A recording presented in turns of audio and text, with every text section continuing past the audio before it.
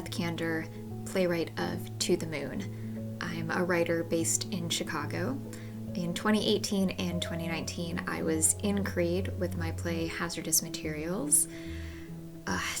Telling you about myself, that's always so tricky to do on camera. I'm a storyteller. I sometimes feel like I'm a little bit better on the page than doing it this way, but I'm always happy to give it a try. I am a connector. I think breakfast for dinner is always a good idea. I'm a dog person. I often describe myself as a Jewish mother, busy busting plenty of stereotypes, but I do still want to overfeed you.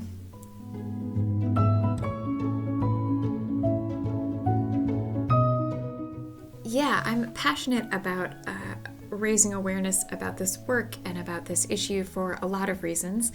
One of which certainly is that I am a social worker, and when I was getting my Master of Social Work degree, I was working at a women's shelter, overnight shift as a shelter advocate, and the stories of the survivors had a huge impact on me, and I've long wanted to find the right way to raise awareness on this topic through my writing, but it was difficult to figure out how to navigate that and how to tell the story in a way that would be accessible and successful as a play, as well as raising awareness about the issue. And then I saw a call for a commission to write a docudrama about domestic abuse from American Theater Company in Chicago.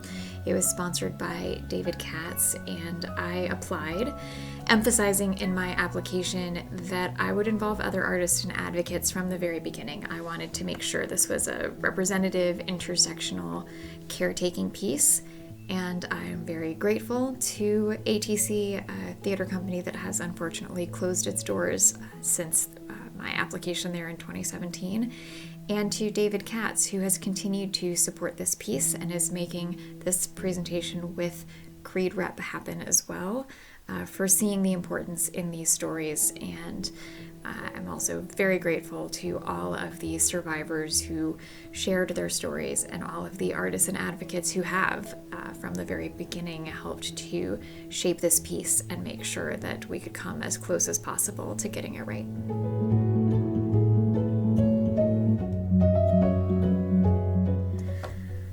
Oh, why was I drawn to CRT to work on this?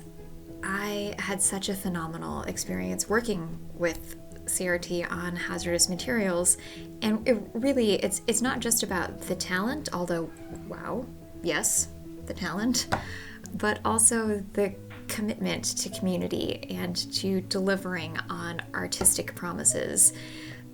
Everything about the CRT culture just really stood out for me. Working with John, Kate, Jacob, the whole CRT team just made me want to keep working with them, made me want to keep finding a way to get back to Creed.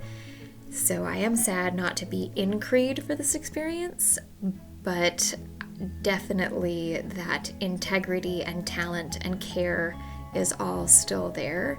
And here's to when I can get back to Creed sometime down the road.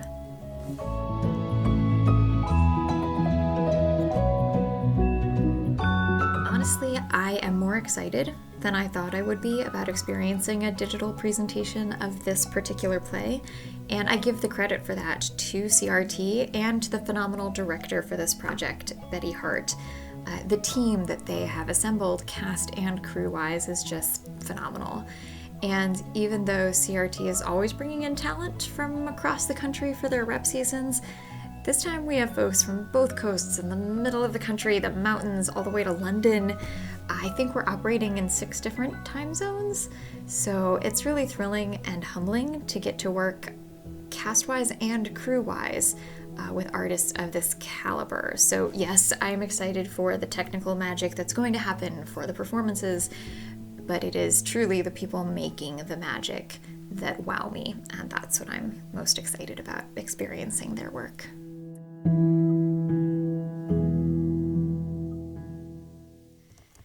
Keeping me busy, I had my second child in November. Ask me sometime about pandemic pregnancy and giving birth in a mask. So having 2 children under 5 is definitely keeping me on my toes. I also still wear my social worker hat by day, working in the nonprofit world, and my agent and I are working on a few book projects, and I have another play underway. And I'm the resident playwright for Ashland New Plays Festival in Oregon, and I'm a very busy person. It's just weird that at this point in time, I'm still so busy while rarely leaving my house.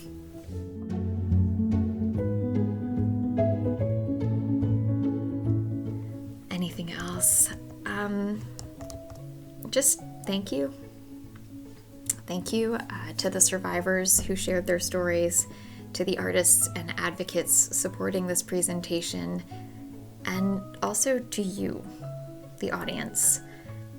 All theater is incomplete without an audience. It's something that we really missed a lot of this past year, and especially for a play like this, addressing such an important issue, having a sense of community and connection to all of you is so meaningful, knowing that an audience will still show up and show how much theater still makes a difference for all of us. It's just really, really gratifying. Thank you.